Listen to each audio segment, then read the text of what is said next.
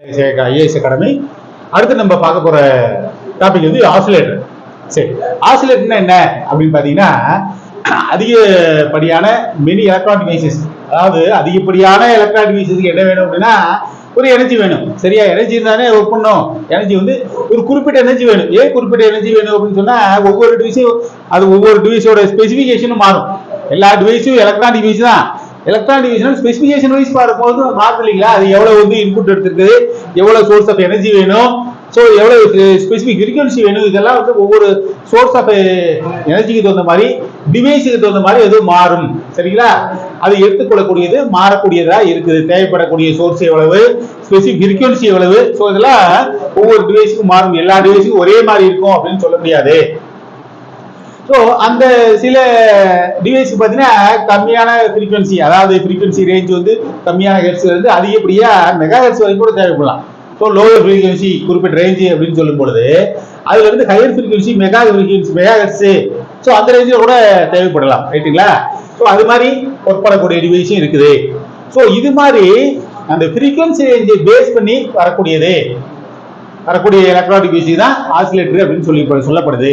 So lower frequency இருந்து higher frequency வரைக்கும் எடுத்துக்கொள்ளக்கூடிய ஃப்ரீக்வன்சி ரேஞ்சு, அது ஒர்க் பண்ணக்கூடிய டிவைஸோடைய capacity, source of energy, so இதை தான் நம்ம வந்து இந்த ரேஞ்ச் வருது இல்லைங்களா, இதை பேஸ் பண்ணி ஒர்க் பண்ணக்கூடிய டிவைஸ் தான்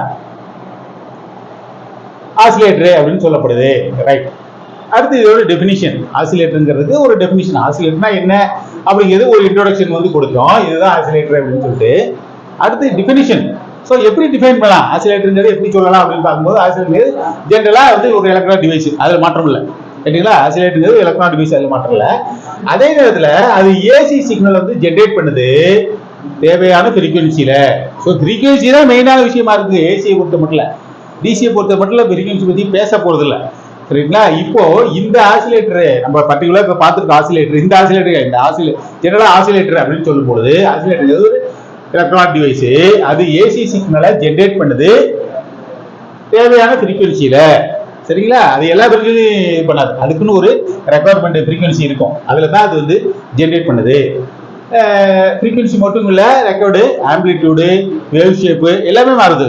ஸோ அந்த ஃப்ரீக்வன்சி பேஸ் பண்ணி தான் ஆம்பிளிடியூடு, அதுக்கு தகுந்த மாதிரி வேவ் ஷேப்பு எல்லாமே மாறும். சரி, இப்போ அதுக்கு உதாரணம் வந்து சொல்றோம். இப்போ ரேடியோ, இந்த டெலிவிஷன், இதெல்லாம் வந்து ரேடியோ, இந்த டெலிவிஷன் ரிசீவரு, ஆசிலேட்டரு, இதெல்லாம் என்ன பண்ணும் அப்படின்னாக்கா, இந்த இடத்துல ரேடியோ அண்ட் டெலிவிஷன் ரிசீவர்ல ஆசிலேட்டர் எதுக்கு பயன்படுது அப்படின்னு பாத்தீங்கன்னா, ஜென்ரேட் ஹை ஃப்ரீக்வன்சி கேரியர் சிக்னலை ஜென்ரேட் பண்ணது பயன்படுது. அதாவது radio receiver and television receiver ரெண்டுலையுமே இந்த இடத்துல ஆசிலேட்டரோட பங்கு என்ன அப்படின்னு பார்க்கும்பொழுது, DC generate high frequency carrier signal, அதுக்கு என்ன ரெண்டுலையுமே வந்து ஒரு இடத்துல வந்து அந்த நிகழ்ச்சி நடக்கும், அதை வந்து என்ன பண்ணுவாங்க, ஹை ஃப்ரீக்வன்சியா தான் அவங்க இது பண்ணி அப்லோட் பண்ணி ஃப்ரீக்வன்சியை வந்து இது பண்ண முடியும், சென்ட் பண்ண முடியும், டிரான்ஸ்மிட் பண்ண முடியும். சென்டிங் கரெக்டாக சொல்லக்கூடாது, டெக்னிக்கல் வேர்டு கிடையாது, டிரான்ஸ்மிட் பண்ண முடியும். ஸோ டிரான்ஸ்மிட் பண்ணும்போது அதிகமான ஃப்ரீக்வன்சியில் அனுப்பிச்சா தான் அது போய் ரீச் ஆகும். அங்க இருந்து அது வந்து சரியான இடத்துக்கு போய் சேர்ந்து அவங்க வந்து ரிசீவ் பண்ணி அதை பார்க்க முடியும். ரைட்டுங்களா? ஸோ அதான் கேரியர் சிக்னல் அப்படிங்கிறது. ஹை ஃப்ரீக்வன்சி கேரியர் சிக்னலை ஜென்ரேட் பண்றதுக்கு இந்த ஆசிலேட்டர் வந்து பயன்படுது. ரைட். சரி, அது அப்புறம் வேற எங்க பயன்படுது அப்படின்னு பார்க்கும்போது, ரேடார்ல பயன்படுது, எலக்ட்ரானிக் எக்யூப்மெண்ட்ல, அப்புறம் அதர் எலக்ட்ரானிக் மற்ற எலக்ட்ரானிக் டிவைசஸ், ஸோ இதுல எல்லாம் இந்த ஆசிலேட்டர் பயன்படுது. ஸோ இதை வந்து ரெண்டு வகையாக பிரிக்கலாம். ஆசிலேட்டர் வந்து ஜென்ரலா பார்க்கும்பொழுது ரெண்டு டைப்பா வந்து பிரிக்கலாம். சினிசாய்டல் ஆசிலேட்டர், நான் சினிசாய்டல் ஆசிலேட்டர் அப்படின்னு ரெண்டு வகையா வந்து பிரிக்கலாம். நான் சினிசாய்டல் நமக்கு தெரியும், சைன் வேவ் போகுது இல்லைங்களா, சைன் வேவ் பிரகாரம் அப்படியே போயிட்டு இருந்தா சினிசாய்டல் ஆசிலேட்டர் சொல்றது. நான் சினிசாய்டல் ஆசிலேட்டர் சொல்லும்போது ரிலாக்ஸேஷன் ஆசிலேட்டர், அதுக்கு உதாரணம் வந்து நான் சினிசாய்டல் ஆசிலேட்டர் அப்படின்னு சொல்லும்போது ரிலாக்ஸேஷன் ஆசிலேட்டர் அப்படின்னு வந்து நம்ம சொல்றோம். ரைட். ஸோ இந்த சினிசாய்டல் ஆசிலேட்டர் வந்து இந்த எங்க பயன்படுது, சென்சார் சிக்னலை ஜென்ரேட் பண்றதுக்கு பயன்படுது. ரெக்கார்டு ஃப்ரீக்வன்சி அதான் ஆரம்பத்திலேயே சொன்னோம் நம்ம. சரிங்களா? ரெக்கார்டு ஃப்ரீக்வன்சி, ரெக்கார்டு ஆம்பிளிடியூட்ல இந்த சிக்னலை வந்து ஜென்ரேட் பண்றதுக்கு பயன்படுது. எது? சினிசாய்டல் ஆசிலேட்டர். நான் சினிசாய்டல் ஆசிலேட்டர் பொறுத்த மட்டும் அது எங்க பயன்படுதுன்னா, நான் சினிசாய்டல் சிக்னல்ஸ் சைன் வடிவத்தில் இல்லாத சிக்னல் நான் சின்சியால், வேற ஒன்றும் கிடையாது. எதை பேஸ் பண்ணி சொல்றோம் நான் சின்சியால் இல்லை சின்சியால்னு? சைன் வடிவத்தில் இருக்கக்கூடிய சிக்னல் பூரா சிக்னலை ஜெனரேட் பண்ணுன்னா சின்சியால், ரைட்டுங்களா? நான் சின்சியால் மீன்ஸ் சைன் வடிவம் இல்லாம, அது வந்து ட்ரையாங்குலர் வேவ் ஃபார்மா இருக்கலாம், ஆங்குலர் ஸ்கொயர் வேவ் ஃபார்மா இருக்கலாம், பல்ஸ் வேவ் ஃபார்மா இருக்கலாம், ரைட்டுங்களா? அது மாதிரி வடிவத்தில் இருந்துச்சுன்னா ரேம்ப் வடிவத்தில் இருக்கலாம். ஸோ அது மாதிரி இருக்கு நான் சின்சியால், வேற ஒன்றும் கிடையாது. இதுக்காக அதான் சொல்லியிருக்காங்க, square, rectangular, triangular, sawtooth signal. So இதெல்லாம் ரெக்கார்டு ஆம்பிளிடியூட்லேயே தேவையான ஆம்பிளிடியூடு மற்றும் ஃப்ரீக்வன்சியில ஜென்ரேட் பண்ணக்கூடிய ஆசிலேட்டர் தான் நான் சின்சியாடல் ஆசிலேட்டர் சொல்லப்படுது, ரைட்? அடுத்து பார்த்தீங்கன்னா இந்த கிளாசிஃபிகேஷன் எப்படி கிளாசிஃபை பண்ணலாம், சின்சியாடல் நான் சின்சியாடல் அப்படிங்கிற எதை எந்தெந்த ஃபேக்டர்ஸ் வச்சு கிளாசிஃபை பண்ணலாம், வகைப்படுத்தலாம் அப்படின்னு பார்க்கும்பொழுது wave form generator according first என்ன சொல்றாங்க, according to wave form generator. Wave form generate பண்ணது இல்லைங்களா, வேவ் ஃபார்ம் ஜென்ரேட் பண்றதை பொறுத்து அதை வந்து ஒரு 2 டைப்பா வந்து சின்சியாடல் ஆசிலேட்டரு நான் சின்சியாடல் 2 வகை பிரிக்கும். அதுதான் நான் ஆரம்பத்துலேருந்து பார்த்துட்டு வருது. Sinusoidal oscillator, LC oscillator, RC oscillator. எல்சின்னா நமக்கு தெரியும், இண்டக்டர் கெப்பாசிட்டர் ரெண்டும் சேர்ந்து வர்றது எல்சி. அடுத்து ஆர்சி அப்படின்னு சொன்னா ரெசிஸ்டன்ஸ் கெப்பாசிட்டன்ஸ் ரெண்டும் சேர்ந்து வர்றது ஆர்சி, ரைட்? நான் சின்சியாடல் ரிலாக்ஸேஷன் ஆசிலேட்டர் சொல்லப்படுது. அது ஸ்கொயர் வேவு, ரெக்டாங்குலர் வேவு, ஷார்ட் டூத்து. ஸோ இதெல்லாம் வந்து நம்ம நான் சின்சியாடல்ல வந்துடும், ரைட்? Fundamental mechanism. ஸோ என்ன மெக்கானிசம் வந்து பயன்படுத்துறாங்க, ஃபண்டமெண்டலாக என்ன மெக்கானிசம் வந்து பயன்படுத்துறாங்க அப்படின்னு பார்க்கும்போது நெகட்டிவ் ரெசிஸ்டன்ஸ் ஆசிலேட்டருக்கு, ஃபீட்பேக் ஆசிலேட்டர், ஃபண்டமெண்டல் மெக்கானிசம் பயன்படுத்துறாங்க இல்லையா, அதை பொறுத்து இதை வந்து 2 வகையா பிரிக்கலாம். சரி, ஃப்ரீக்வன்சி ஜென்ரேட் பண்ணுது பாத்தீங்களா, ஜென்ரேட் பண்ணக்கூடிய ஃப்ரீக்வன்சிக்கு தகுந்தார் போல இதை வந்து ஒரு 5 வகையா வந்து பிரிக்கலாம். Audio frequency oscillator, AF oscillator, radio frequency oscillator, RF, அடுத்து very high frequency VHF oscillator, ultra high frequency UHF, சரிங்களா? அடுத்து மைக்ரோவேவ் ஆசிலேட்டர். ஸோ அது மாதிரி ஒரு 5 வகையை பிரிக்கலாம். சரி, இப்போ வந்து கிளாசிஃபிகேஷன் பார்த்துட்டோம். இப்போ அடுத்து வந்து அதோட தியரி என்ன, பேசிக்கான தியரி என்ன, ஆசிலேட்டர்னு சொல்லி வரும்பொழுது அதோட தியரி என்னதான் அங்கே சொல்றாங்க அப்படின்னு பார்க்கும்பொழுது இது மாதிரி இந்த சர்க்யூட் வந்து இது மாதிரிலாம் நம்ம இங்கே ப்ராசஸ் நடக்குது. இது வந்து இண்டக்டரு, ஒரு சோர்ஸ் இருக்குது, அந்த சோர்ஸ் நடுவில் ஒரு கெப்பாசிட்டி கனெக்ட் பண்ணியிருக்கோம். லாஸ்ட்டாக கெப்பாசிட்டிக்கு சீரீஸில் ஒரு கெப்பாசிட்டிக்கு அக்ராஸாக ஒரு இண்டக்டர் வந்து இருக்குது. அப்போ என்ன வந்து, அதாவது 2 ப்ராசஸ் நடக்குது, 1 to 1 2 ப்ராசஸ் நடக்குது. அதாவது இந்த ஃபர்ஸ்ட் டெர்மினல் கனெக்ட் ஆயிருந்தா என்ன நடக்கும், ஃபர்ஸ்ட் டெர்மினல் இன்புட்டோட கனெக்ட் ஆயிருக்குது, 2வது டெர்மினல் அவுட்புட்டோட கனெக்ட் ஆயிருக்குது, சரிங்களா? இதான் அவுட்புட், இது இன்புட் சைடு, சோர்ஸ் சைடு வந்து இன்புட்டு, இது வந்து அவுட்புட்.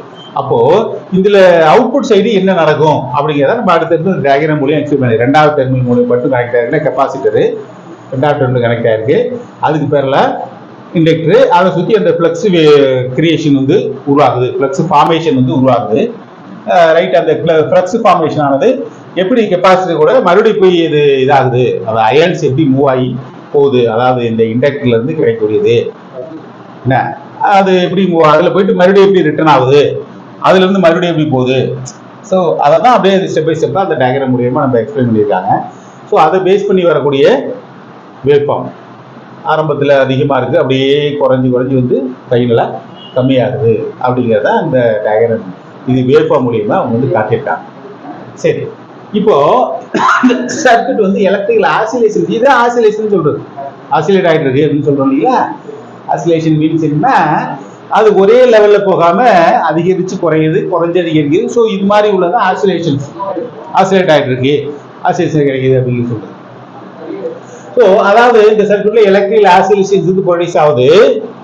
ப்ரொடியூஸ் ஆகும்போது ஒரு பர்டிகுலர் டிசைட் ஃப்ரீக்வன்சியில், அதாவது டிசைட் ஃப்ரீக்வன்சி அதுக்குன்னு ஒரு ஃப்ரீக்வன்சி வந்து செட் பண்ணியாச்சு, இந்த ஃப்ரீக்வன்சியில் இவ்வளோ ஆசிலேஷன் வந்து கிடைக்குது. ஸோ இதை தான் ஆசிலேட்டரி சர்க்யூட் அல்லது டேங்க் சர்க்யூட் அப்படின்னு சொல்லப்படுது. ஸோ இதுக்கு வந்து ஆசிலேட்டரி சர்க்யூட் அல்லது டேங்க் சர்க்யூட் அப்படின்னு வந்து சொல்லலாம்.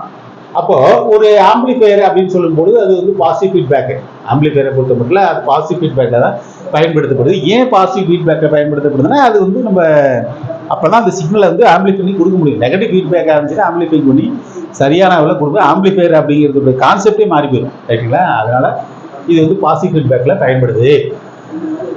ஸோ அந்த ஃபீட்பேக் அப்படிங்கிறது பார்த்தீங்கன்னா அது ப்ராப்பர்ட்டி, அதோட தன்மையை பொறுத்து அது வந்து அலோவ் பண்ணக்கூடிய சிக்னலை எப்படி அலோவ் பண்ணுது அப்படிங்கிறத பொறுத்து, அது ஃபுல்லாக அலோவ் பண்ணுதா இல்லை பார்ட் ஆஃப் த இதை அலோவ் பண்ணுதா அதை பொறுத்து அந்த அவுட்புட் கிடைக்குது. அதே சர்க்யூட்ல அது வந்து இன்புட்ல கொடுக்கக்கூடிய அவுட்புட் அப்படியே கிடைக்குதா, அதுல ஒரு பார்ட்டை மட்டும் இது பண்ணுதா, இது பண்ணி கன்வெர்ட் பண்ணி கொடுக்குதா அப்படிங்கிற விஷயங்கள்லாம் இதுல வந்து வந்துடும். ஸோ இது வந்து ஃபீட்பேக் அப்படின்னு சொல்லும் பொழுது, ஸோ இதை பேஸ் பண்ணி இன்புட்ல கொடுத்து அப்படியே அவுட்புட் கிடைக்குது. ஃபீட்பேக்ங்கிறது என்னது, ரிசல்ட் என்ன கிடைக்குது, ஃபீட்பேக் வேற ஒன்று, ரிசல்ட் தான் ஃபீட்பேக்னு சொல்றது வேற ஒன்று. ரைட்டுங்களா? இப்போ அந்த பர்டிகுலர் ஃபீட்பேக் ஆனது எப்படி சொல்லப்படுது அப்படின்னா பாசிட்டிவா இருக்கலாம். ஸோ அதாவது அது பாசிட்டிவா இருக்கலாம், அல்லது பார்ட் ஆஃப் த அவுட்புட் வந்து பாசிட்டிவா இருக்கலாம்.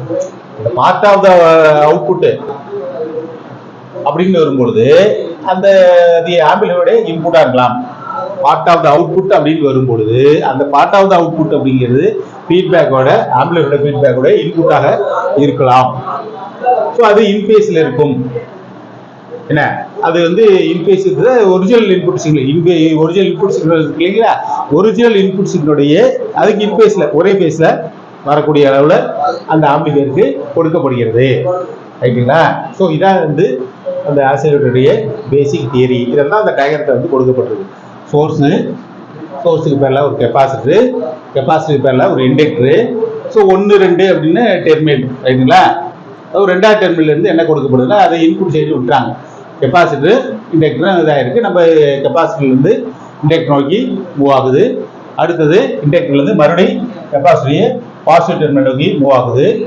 அதுக்கப்புறம் கெப்பாசிட்டருடைய பாசிட்டிவ் வந்து இண்டக்டர் நோக்கி போகுது.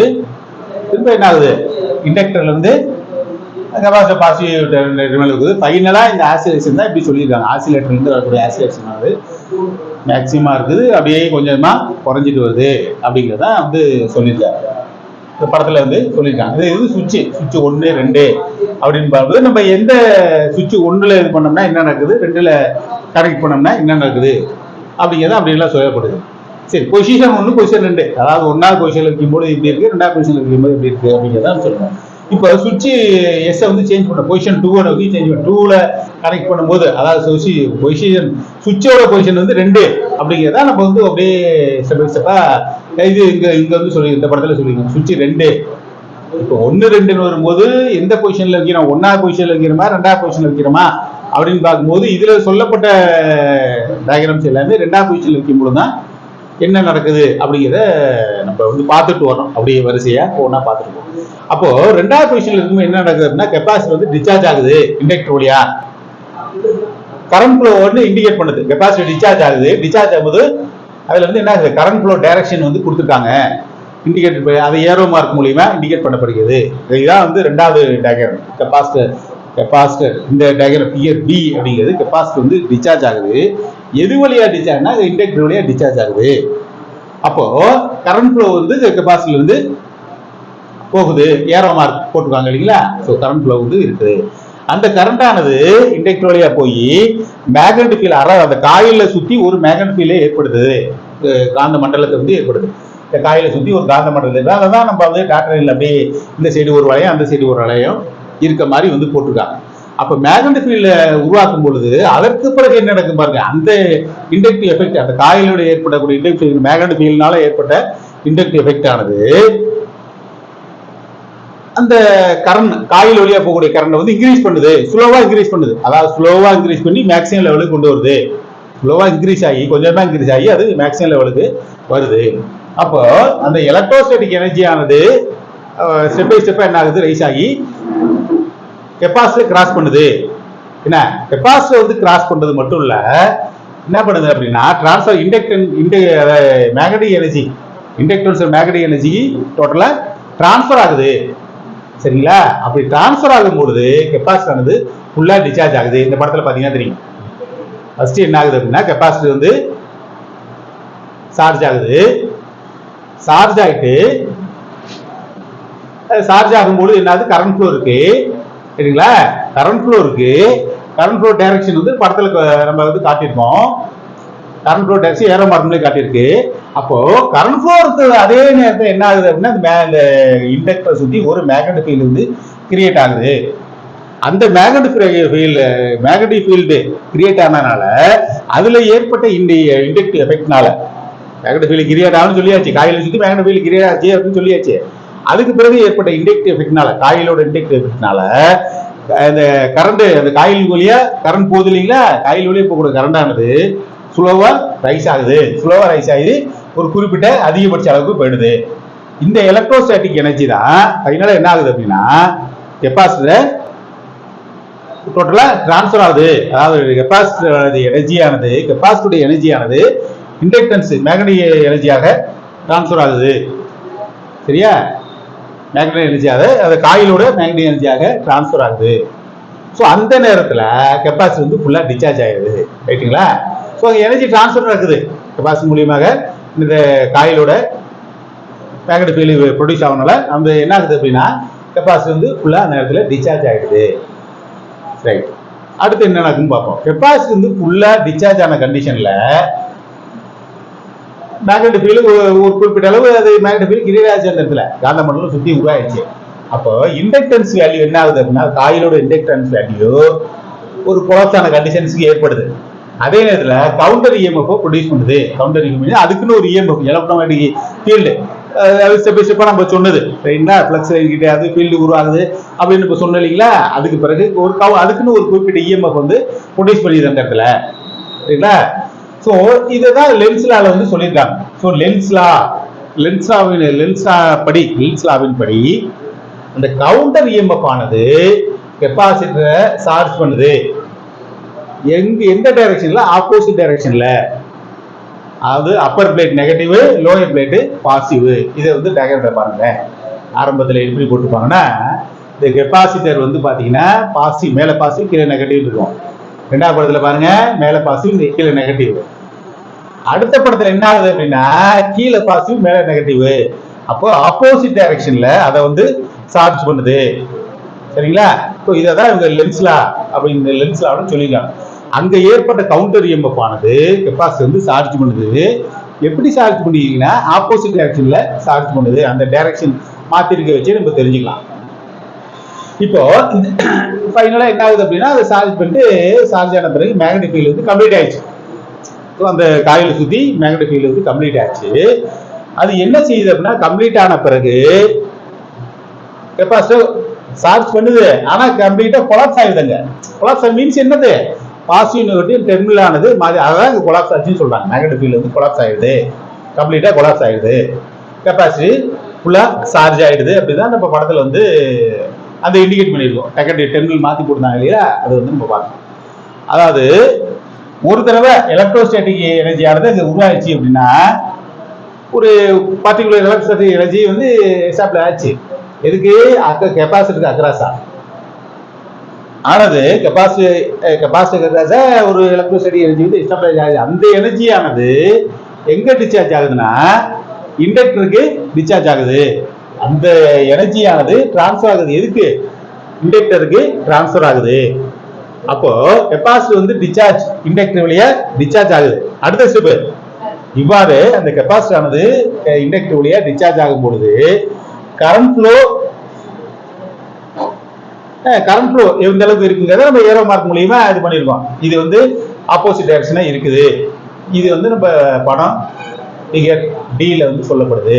கேட்டீங்களா? இது ஆப்போசிட் டைரக்ஷன்ல இருக்குது. ஓகேங்களா? இங்க வந்து டெர்மினல் மாறி வருது, மறுபடியும் சார்ஜ் ஆகுது, மறுபடியும் சார்ஜ் ஆனது இது வழியா டிஸ்சார்ஜ் ஆகுது. சரிங்களா? இந்த கெப்பாசிட்டி டிஸ்சார்ஜ் ஆகும்போது எகைன் என்ன ஆகுது? அந்த அங்க ஒரு மேக்னெட்டிக் ஃபீல்டு அந்த காயிலை சுத்தி ஏற்படுது. இதுதான் 4வது படத்துல சொல்லப்படுது. இந்த ப்ராசஸ் வந்து அடிக்கடி இப்படி நடந்துட்டு இருக்கு. அதாவது எனர்ஜி வந்து இண்டக்டர்ல டிரான்ஸ்ஃபர் ஆகுது, கெப்பாசிட்டி வந்து என்ன ஆகுது? இப்ப எனர்ஜி டிஸ்சார்ஜ் ஆகணும் என்னாச்சு? கெப்பாசிட்டி வந்து எப்படி ஆயிடுச்சு? அது சார்ஜிங்ல இல்லை, டிஸ்சார்ஜிங்ல ஃபுல்லா டிஸ்சார்ஜ் ஆகி போயிடுச்சு. சார்ஜ் ஆகல அகைன் அது டிஸ்சார்ஜ் ஆகி ஃபுல்லா போயிடுச்சு. கெப்பாசிட்டி வந்து இப்போ எம்டியா இருக்குது. கெப்பாசிட்டி எம்டியா இருக்குது அப்படிங்கிறத நம்ம இந்த டயக்ராம் மூலம் தெரிஞ்சுக்கலாம். சரிங்களா? இந்த டைரக்ஷன் மாறி வந்திருக்குல்ல, மாறி வந்த பிறகு என்ன ஆகுது? அந்த அயன்ஸ் வந்து மாறி போன பிறகு இது கெப்பாசிட்டி இந்த படத்துல நம்ம பார்க்கலாம். கெப்பாசிட்டி இந்த நேரத்துல எம்டியாக இருக்கிறது. சரியா? இப்போ இந்த கெப்பாசிட்டர் அது வந்து சார்ஜ் ஆச்சு, டிஸ்சார்ஜ் ஆச்சு, இது காயில் வழியா டிஸ்சார்ஜ் ஆச்சு. இந்த ப்ராசஸ் வந்து அடுத்தடுத்து நடந்துச்சு அப்படின்னும் போது சொல்றோம். இப்போ கரண்ட் ஃப்ளோ வந்து அது ஒரு குறிப்பிட்ட நிலையில கரண்ட் ஃப்ளோ இண்டக்டர்ல இருக்கும். இந்த சார்ஜிங் டிஸ்சார்ஜிங் இதெல்லாம் அடுத்தடுத்து நடந்ததுனால ஃபைனலா என்ன ஆகும் அப்படின்னா கரண்ட் ஃப்ளோ வந்து இண்டக்டர் வழியா கரண்ட் வந்து போகுது. அல்டர்னேட்டிங் மோஷனால, அல்டர்னேட்டிங் ப்ராசஸ்னால தானே இது நடந்தது. அந்த அல்டர்னேட்டிங் மோஷனால இந்த ஏற்பட்ட அந்த ஒரு இயக்கத்தினால இண்டக்டர் வழியா கரண்ட் போடுச்சு. அப்போ கரண்ட் அந்த வழியா போச்சு அப்படின்னு சொல்லிட்டு அடுத்து என்ன சொல்ல வராங்கன்னா, இதுல லாஸ் ஆஃப் எனர்ஜி அப்படிங்கிறதுக்கு வேலை இல்லை. இந்த காம்பவுண்டர் பொறுத்தளவு லாஸ் எனர்ஜி வந்து லாஸ் ஆகல. ஏன்னு கேட்டீங்கன்னா, ஏன் எனர்ஜி லாஸ் ஆகலன்னா கெப்பாசிட்டி சார்ஜ் ஆச்சு, அது அதன் மூலியமா அங்க மேக்னெட்டிக் ஃபீல்டு கிரியேட் ஆச்சு. மேக்னெட்டிக் ஃபீல்டு கிரியேட் ஆன இண்டக்டிவ் எலக்ட்ரோஸ்டாட்டிக் ஃபீல்டு உருவாச்சு. அந்த எலக்ட்ரோஸ்டாட்டிக் ஃபீல்டு மூலியமா ஆப்போசிட் டைரக்ஷன்ல போயிட்டு மறுபடியும் டிஸ்சார்ஜ் ஆச்சு இல்லையா. டிஸ்சார்ஜ் ஆனதுனால சார்ஜிங் டிஸ்சார்ஜிங் நடந்துச்சு. இருந்தாலும் உங்களுக்கு ஃபைனலா என்ன நடந்திருக்குங்க, electrostatic field electro magnetic field உருவாச்சு. அதனால எலக்ட்ரோஸ்டாட்டிக் எனர்ஜி வந்து கிடைச்சிருக்கு இண்டக்டர்ல. ஸோ அதனால எனர்ஜி வந்து லாஸ் ஆகுது, எனர்ஜி டிரான்ஸ்ஃபர் நடந்திருக்குங்க. ஆனா எனர்ஜி லாஸ் ஏற்படல. இந்த காம்பவுண்ட்ல எனர்ஜி லாஸ் வந்து ஏற்படல. சரியா? அப்போ அந்த ஆசிலேட்டரி கரண்ட் வந்து கண்டினியூ ஆகுது. ஆசிலேட்டரி கரண்ட் ஆனது கண்டினியூ ஆகுது. அந்த ஆசிலேஷனை நம்ம கண்டினியூ அது அப்படியே ஆயிடுது. ஆசிலேஷன் வந்து கண்டினியூ கிடைக்குதுங்க. ஆசிலேட்டரி கரண்ட் வந்து கண்டினியூ ஆகணும். அதே நேரத்தில் நம்மளால அந்த ஆசிலேஷனை கண்டினியூ நம்மளால பெற முடியும். ஆசிலேஷன் கண்டினியூ கிடைச்சிட்டு இருக்கும். ஸோ இந்த எனர்ஜி கன்வர்ஷனால, அதாவது ஒரு ஃபார்ம்ல இருந்து இன்னொரு ஃபார்முக்கு எனர்ஜி கன்வர்ஷன் நடக்குது இல்லைங்களா, இந்த எனர்ஜி கன்வர்ஷனால ஒரு குறிப்பிட்ட அளவு லாஸ் எடுது. லாஸ் இல்லை அப்படின்னு சொன்னாங்க ஃபர்ஸ்ட். அதுக்கப்புறம் ஒரு குறிப்பிட்ட அளவு லாஸ் வந்து ஏற்பட்டுச்சு. அதாவது நெக்லிஜிபிள் வேல்யூ அப்படின்னு வச்சுங்களேன், அது வந்து ஒரு புறக்கணிக்கத்தக்க அளவுல தான் இருக்கும். ரொம்ப பெரிய அளவுல லாஸ் வந்து ஏற்படலை. ஸோ அதனால ஆம்பிளிடியூட், அதாவது ஆசிலேட்டிங் கரண்ட் டிக்ரீஸ் ஆகுது, கிராஜுவலா டிக்ரீஸ் ஆகுது. ஆசிலேட்டிங் கரண்ட் அப்படின்னு சொல்லிட்டு டிக்ரீஸ் ஆகுது. அதாவது அந்த ஆசிலேஷனுடைய ஆம்பிளிடியூட்ல ஒரு ஏற்பட்ட ஒரு மாற்றம், கரண்ட் வந்து கிராஜுவலா டிக்ரீஸ் ஆகுது. என்ன குறிப்பிட்ட நேரத்துக்கு பிறகு அது ஜீரோ ஆயிடுது. கிராஜுவலா டிக்ரீஸ் ஆனா திரும்ப ஒரு ஃபைனலா ஜீரோ வந்து தானே ஆகணும். கிராஜுவலா டிக்ரீஸ் ஆகி ஒரு குறிப்பிட்ட நேரத்துக்கு பிறகு ஜீரோ ஆயிடுது.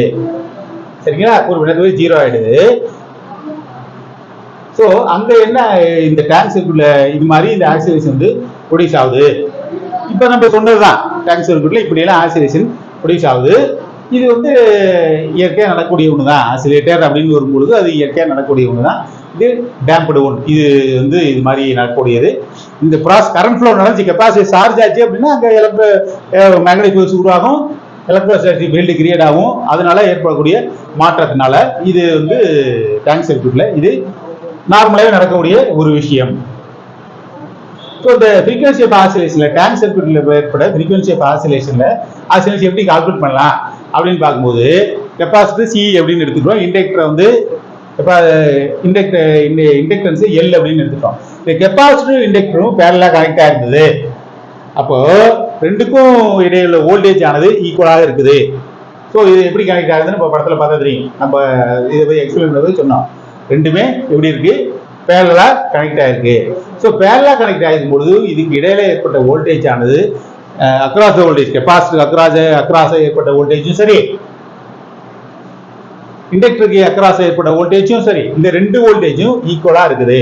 ஸோ ஈக்குவல் அப்படிங்கிறத இப்படி எழுதலாம். அதாவது IXL I into XL அப்படின்ட்டு நம்ம வந்து எழுதலாம்.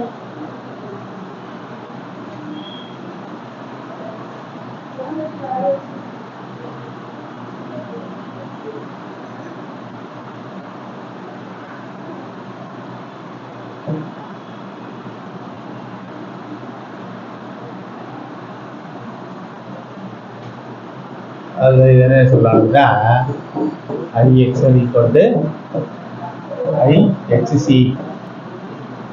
ரெண்டு வோல்டேஜ் ஈக்குவல் அப்படின்னு சொல்லியாச்சு. இப்போ ரெண்டுலேயுமே காமனாக I இருக்கு, அதனால ஐயை வந்து கேன்சல் பண்ணலாம். XL equal to XC. XL value என்ன, 2πfL. XCங்கிறது 1/2πfc. சரிங்களா? இப்போ இருக்கிறத இது 2πfl இருக்கு, 1/2πfcc இருக்கு. இப்ப ரெண்டுலயும் fc எப்பயுமே நம்ம கேன்சல் பண்ண முடியாது. அப்ப x ஸ்கொயர் ஈக்குவல் டு இந்த 2 வந்து கீழே வந்துடும். அப்போ 1/4 pi square, pi into pi, pi square LC. So F square, இதுல எஃப் ஸ்கொயர் வேல்யூ கண்டுபிடிக்கணும்னா இங்க நம்ம ஃப்ரீக்வன்சி வேல்யூ தானே ஃபைனலா வேணும். அப்போ எஃப் ஸ்கொயர் ஈக்குவல் டு எவ்வளவு? அப்போ எஃப் என்ன வரும் அப்படின்னா 1/4க்கு ரூட் எடுத்தா 2, அப்போ பை ஸ்கொயர் ரூட் எடுத்தா பை 1/2 பை ரூட் எல்சி. இதுக்கு ரூட் எடுக்கணும், இது எல்லாத்துக்கும் ரூட் எடுக்கணும். அதாவது எஃப் ஸ்கொயர் ரூட் எடுத்தா எஃப் கிடைக்குது, 4க்கு ரூட் எடுத்தா 2 கிடைக்குது, பை ஸ்கொயர் ரூட் எடுத்தா பை கிடைக்குது, எல்சிக்கு ரூட் எடுத்தா அதுதான் ரூட் ஆஃப் எல்சின்னு எழுதணும். ரைட்டுங்களா? இந்த ரெண்டு கண்டக்டருக்கும் கெப்பாசிட்டருக்கும் இடையில உள்ள வோல்டேஜ் ஆனது ஈக்குவலா இருக்கனால, ஏன்னா ரெண்டுமே அக்ராஸா கனெக்ட் ஆயிருக்கு, ஏன்னா ஒண்ணுக்கு ஒண்ணு பேரலா கனெக்ட் ஆயிருக்கு. அதனால ரெண்டுக்கு இடைப்பட்ட வோல்டேஜ் ஆனது, ரெண்டுக்கு இடையில அக்ராஸா டிராப் ஆகக்கூடிய வோல்டேஜ் அப்படி சொல்லலாம், ஈக்குவலா இருக்கனால நம்ம ஃபைனலா கண்டுபிடிக்கிற ஃப்ரீக்வன்சி வேல்யூவானது இப்படி இருக்கும். சரி,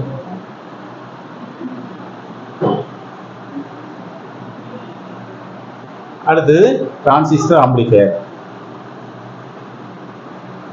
ஸோ டிரான்சிஸ்டர் ஆம்பிளிஃபையர்னா சர்க்யூட் வந்து இப்படிதான் இருக்கும். அதாவது டேங்க் சர்க்யூட். இது டேங்க் சர்க்யூட்டுங்கிறது வேற ஒன்றும் இல்லை, ஒரு இண்டக்டரும் கெப்பாசிட்டரும் பேரலாக கனெக்ட் பண்ணால் அதுக்கு பேர் டேங்க் சர்க்யூட்டு. இந்த டேங்க் சர்க்யூட் டிரான்சிஸ்டர் ஆம்பிளிஃபையரோட கனெக்ட் ஆயிருக்கு. ஸோ இதான் வந்து ஃபீட்பேக். ஸோ உங்க கனெக்ட் ஆயிருக்கு, டிரான்சிஸ்டரைஸ் ஆம்பிளிஃபையரோட கனெக்ட் ஆயிருக்கு. அது ஒரு வேல்யூ எவ்வளோன்னு சொல்லலை, ஜென்ரலாக சொல்லியிருக்காங்க. இதுல இருந்து அவுட்புட் இங்க வருது, ஃபீட்பேக் நெட்வொர்க் வருது, ஃபீட்பேக் நெட்வொர்க்ல இருந்து மறுபடியும் அவுட்புட் டேங்க் சர்க்யூட்டுக்கு போகுது. சரி, இப்போ இந்த டிரான்சிஸ்டர் ஆம்பிளிஃபையரை பொறுத்த மட்டும் ஆசிலேஷன்ஸ் வந்து கிரியேட் ஆகும். இந்த இடத்துல எவ்வளவு ஆசிலேஷன் வேணும், ஆசிலேஷன் எதை பொறுத்து இருக்கும்னாக்க நடக்கக்கூடிய ப்ராசஸை பொறுத்து இருக்கும். நம்ம ஏற்கனவே ஸ்டெப் சொல்லியிருக்கோம், எல்சி டேங்க் சர்க்யூட்ல இன்புட் சிக்னல் கொடுக்கும்போது என்னென்ன மாற்றம் நடந்துச்சு அப்படிங்கிறத நம்ம வந்து ஏற்கனவே பார்க்கணும். அது கெப்பாசிட்டி சார்ஜ் ஆகுது, அது இண்டக்டர்ல எப்படி கரண்ட் ஃப்ளோ நடந்துச்சு, அதெல்லாம் நம்ம தெளிவாக வந்து பார்த்தோம். ஸோ ஆசிலேஷன்ஸ் வந்து ஒரு டேம்படா இல்லாமல் அன்டேம்படா இருக்குது அப்படின்னா, சப்ளை வோல்டேஜ், அதாவது கொடுக்கக்கூடிய சப்ளை வோல்டேஜ், தேவைப்பட சப்ளை வோல்டேஜ் கொடுக்குறோம். அப்போ அந்த எனர்ஜி அந்த இடத்துல கிரியேட் ஆகுதுங்களா, அந்த எனர்ஜியானது ஒரு ப்ராப்பர் டைம் இன்டர்வல்ல இருக்குது. டேங்க் சர்க்யூட்ல ஒரு ப்ராப்பர் டைம் இன்டர்வல் இருக்கு. ஏன்னா டைம் இன்டர்வல் தான் முக்கியம், ஆன் டைம் ஆஃப் டைம் அப்படின்னு சொல்லுவோம் இல்லையா. அது ஒரு குறிப்பிட்ட இடைவெளியில் ஏற்படுகிறது. குறிப்பிட்ட இடைவெளியில டேங்க் சர்க்யூட்டோட குறிப்பிட்ட இடைவெளியில இந்த அவுட்புட் ஆனது கிடைக்குது. அது என்ன கிடைக்கும் பொழுது கிடைக்கக்கூடிய அதே நேரத்தில் லாஸஸையும் மீட்டர் பண்ண வேண்டியிருக்கு. சரிங்களா? அது வந்து குறிப்பிட்ட அளவு லாஸ் வந்து ஏற்படுது. அந்த சர்க்யூட் லாஸ் ஏற்படாம முழுவதுமா இன்புட் கொடு அவுட்புட் ஆனது அப்படியே கிடைக்கிறது. அப்போ அந்த நேரத்தில் என்ன பண்றாங்கன்னா, டிரான்சிஸ்டர் வந்து பயன்படுத்த வேண்டிய ஒரு சூழ்நிலை ஏற்படுது. டிரான்சிஸ்டர் பயன்படுத்த வேண்டிய சூழ்நிலை ஏற்படும் பொழுது அந்த டிரான்சிஸ்டர் என்ன வேலை பார்க்குது அப்படின்னு பார்க்கும்போது பார்த்தீங்கன்னா, எல்லா டிசி பவரையும் ஏசியாக கன்வெர்ட் பண்ணுது. எல்லா டிசி பவரையும் ஏசியாக கன்வெர்ட் பண்ணிட்டு என்ன டேங்க் சர்க்யூட்டுக்கு சப்ளை பண்ணிடுது. ஏசி பவரை கன்வெர்ட் பண்ணிட்டு டேங்க் சர்க்யூட்டு சப்ளை பண்ணிடுது. இவ்வாறு அந்த சப்ளை பண்ண பிறகு அந்த டேம்பட் ஆசிலேட்டர் கரண்ட் ஆனது, அந்த ஆசிலேட்டர் கரண்ட் இல்லைங்களா, டேம்பான ஆசிலேட்டர் கரண்ட் ஆனது டிரான்சிஸ்டர் பேசிக் வந்து அப்ளை செய்யப்படுகிறது. டிரான்சிஸ்டர் பேசிக் வழியா போகுது, பேசிக் கொடுக்கப்படுகிறது. அப்போ அந்த ஆம்பிளிஃபையர் கொடுக்கப்படும் போது என்ன நடக்குது, அந்த ஆம்பிளிஃபையர் வந்து ஆசிலேட்டிங் கரண்ட் டேம்பிங், அந்த டேம்பட் ஆசிலேட்டிங் கரண்ட் ஆனது என்னது கலெக்டர் கரண்ட்ல ஃபார்ம் ஆகுது. கலெக்டர் டெர்மினல்ல வந்து ஃபார்ம் ஆகுது. கலெக்டர் கரண்ட் இல்ல, கலெக்டர் டெர்மினல் வந்து ஃபார்ம் ஆகுது. அந்த ஆசிலேட்டிங், அந்த ஆம்பிளிஃபையர் டேம்ப் ஆனதுனால ஏற்படுற ஆசிலேட்டிங் கரண்ட் ஆனது கலெக்டர்ல ஃபார்ம் ஆகுது. இப்போ கலெக்டர்ல ஃபார்ம் ஆன பிறகு என்ன ஆகுது அப்படின்னா, அதிகமான எனர்ஜி வந்து அது கிடைக்குது. ஏன் கலெக்டர்ல கிடைக்குது? அதிகமான எனர்ஜி கலெக்டர்ல வந்து கிடைக்குது. எதை விட, பேஸை விட, டிரான்சிஸ்டர் பேஸ் விட கலெக்டர்ல அதிகமான எனர்ஜி வந்து கிடைக்குது. ஸோ இதன் மூலம் இந்த ப்ராசஸ்னால ஏற்படக்கூடிய ஃபீட்பேக் நெட்வொர்க்னால அந்த அவுட்புட்டோட ஒரு பார்ட் என்ன நடக்குது, ஒரு பார்ட் என்ன வேலை செய்யுது அப்படின்னு பாத்தீங்கன்னா பேஸ் சர்க்யூட்டோட கனெக்ட் ஆயிருக்கு, பேஸ் சர்க்யூட்டோட கனெக்ட் ஆயிருக்கு, ப்ராப்பர் பேஸ்ல இருந்து கனெக்ட் ஆயிருக்கு. அதே நேரத்தில் ஆசிலேஷன் கிடைக்குதுங்க டேங்க் சர்க்யூட்ல. அந்த ரீசன்னால சரியான பேஸ்ல வந்து ஆசிலேஷனும் கிடைக்குது. லாசஸ் வந்து ஓவர் கம் ஆயிடுது. அதாவது டேம்ப்டு அன்டேம்ப்டு அப்படின்னு சொல்றோம் இல்லைங்களா, அன்டேம்ப்டுனால அன்டேம்ப்டு ஆசிலேஷன் ப்ரொடியூஸ் ஆகுது. அதே நேரத்தில் லாசஸும் அதுல ஒரு குறிப்பிட்ட அளவு ஏற்படுது. லாசஸ் தான் அவைலபிள் ரைட்டுங்களா. ஸோ லாசஸும் ஏற்படுது. சரி, இப்போ இந்த டைப் ஆஃப் ஃபீட்பேக், அதாவது இந்த ஆசிலேட்டர் சர்க்யூட்ல இந்த டைப் ஆஃப் ஃபீட்பேக் வந்து எதுக்கு பயன்படுது அப்படின்னா ஆசிலேட்டர் சர்க்யூட்டை பாசிட்டிவ் ஃபீட்பேக்கு பயன்படுது. ஆசிலேட்டர் சர்க்யூட்டோட பாசிட்டிவ் ஃபீட்பேக்ல இந்த டைப் ஆஃப் ஃபீட்பேக் அது பயன்படுது.